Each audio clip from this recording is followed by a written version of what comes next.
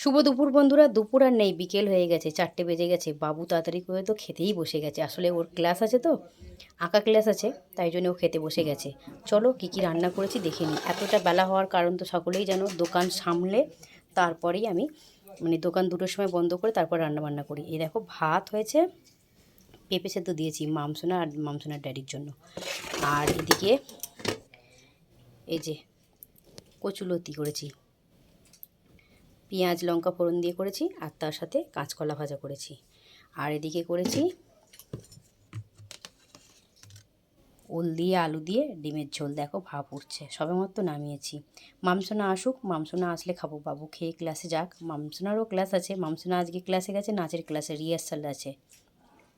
কালী পুজোর রয়েছে তো, তার জন্য রিহার্সাল চলছে। আর মামসোনা আসলেই খাবো, আর বাবু খেয়ে ক্লাসে যাবে। খেয়ে উঠে দোকান খুলো, পরে কথা হবে।